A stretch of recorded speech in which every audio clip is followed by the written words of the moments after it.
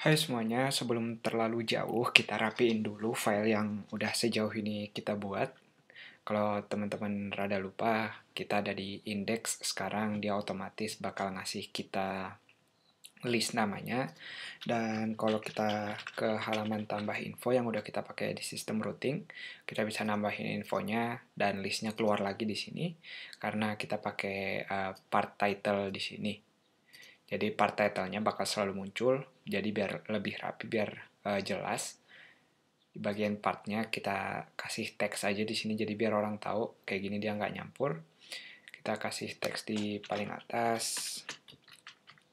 Saya akan kasih teks H3 di sini.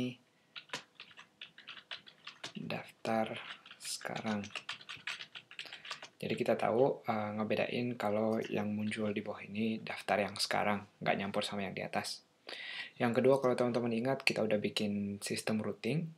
Jadi kita pura-pura ada halaman kontak, padahal kita belum bikin halaman kontak HTML-nya.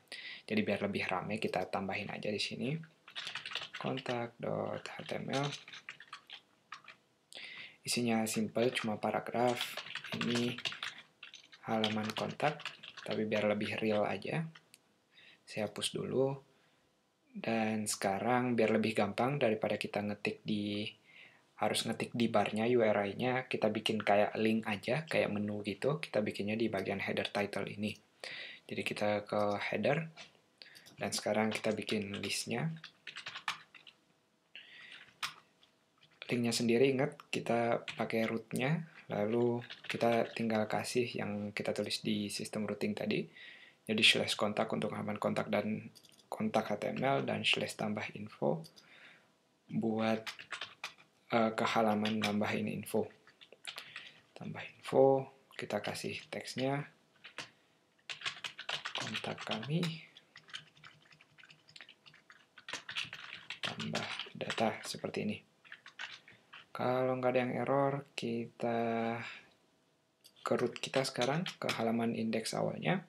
Kita akan dapat menu di sini, dan kita dapat teks tentunya yang udah kita buat tadi, daftar sekarang, jadi lebih jelas. Oh, ini daftar yang sekarang yang bisa kita filter langsung.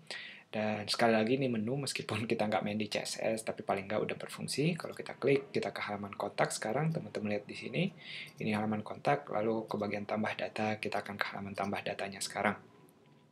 Dan satu lagi, di video sebelumnya kita udah belajar tentang cara ngambil data lewat database.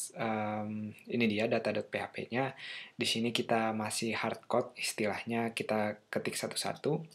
Padahal ada cara yang lebih gampang, tapi nggak apa-apa karena kita di situ belajar lebih detail. Saya rasa bagus. Kita belajar yang cara lebih gampangnya daripada nulis satu-satu kayak gini. Kita bisa hemat baris ini, while-nya kita biarin. Lalu idenya kita akan pakai satu metode di PHP namanya JSON encode yang dia otomatis bakal hasilin yang kita mau. Jadi ini saya hilangin aja. Kita bikin variabelnya di sini. Si output dia tipe datanya kita kasih array. Lalu dia sama dengan hasil dari baris ini. Dia bisa asosiatif array, bisa array biasa juga boleh. Nanti kita coba apakah asosiatif bisa, yang jelas kalau array biasa bisa.